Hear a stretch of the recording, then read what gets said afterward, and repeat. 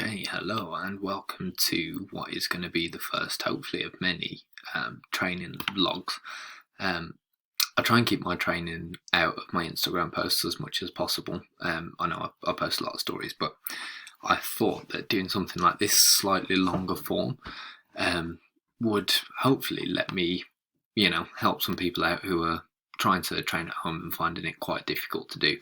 So I'm just going to try and post once a week, and I'm just going to try and talk you through exactly how I'm making this work, which I feel like I am at this stage. So I'm going to let the footage roll.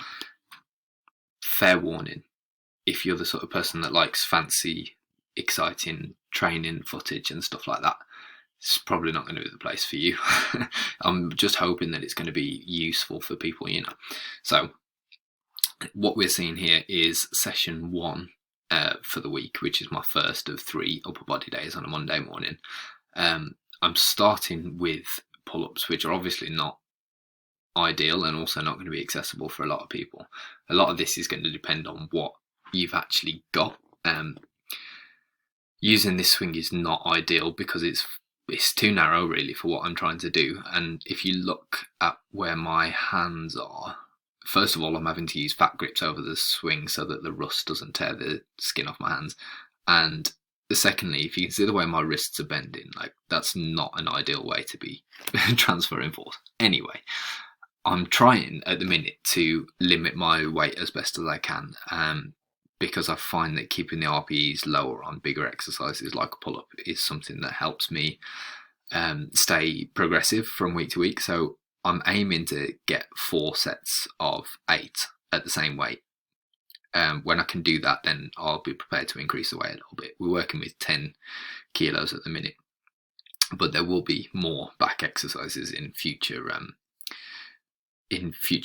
episodes, I guess, of this that might be a little bit more useful for people that don't have a swing set to to use in their back ones. My next exercise is like a feet elevated press up. So feet elevated obviously lets you train a little bit more upper chest. It's also going to make it just a bit more difficult. Most important thing for me to be targeting the area that we want to target with this is that we're holding that sort of plank position through your core, especially, and through your hips.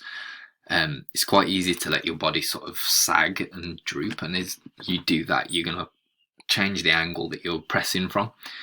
So especially with the weight on your back, it's very easy to let that happen. So I'm trying to keep my abs nice and tight, and then you do feel like a line of force across the top of your chest rather than through the middle, which is always a nice thing to be experiencing. I'm using press up handles here just because we've got them. I don't know why they've got them, but we have got them, so I'm using them. But obviously without would be fine. And in the backpack, I believe we've got 5 kilos in there. So in terms of progression, I'm using what Alberto Nunez calls the 50 rep challenge, which is not as fancy as it sounds. Basically, I'm taking 4 sets on this exercise as well, all at the same weight, and I'm taking them all to about an RPE 8, so I'm leaving about 2 reps in the tank, give or take a little bit, obviously. When my 4 sets add up to 50 reps, so I don't know, 16, 14, 10 and 10 or so, something like that, once that adds up to 50 reps, that's going to be my cue to move up in weight. Until I can do that with control, then I'm just going to stick at the same weight. I don't want to progress too quickly with weight while I'm at home because, I will run out at some stage. So moving on to triceps. Putting the gloves on, again, if you don't have a swing set, this can be a bit more difficult, but using a stair and coming down as if you were doing a skull crusher to here rather than behind is something that would easily switch out for this. But any bar as well where you can dip your head under would make this really useful. It's going to be a difficult one to progress, this one, so I'm aiming for about 50 reps over 4 sets, but I'm not sure how well adding weight to this is going to work, so it might be a case of switching this out when I get to a stage. If you're in a position where you've got chairs that are sturdy enough that you can do bodyweight dips, then that would be your best option here. But I don't.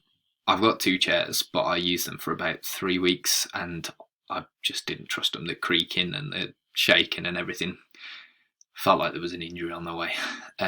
Biceps, really easy one to do at home. Anything that weighs anything, you know, you can stuff some weight in a backpack or anything like that, is going to be fine for doing curls like this. The reason I'm leaning up against the wall is because obviously I'm limited in terms of the weight that I'm going to be able to use.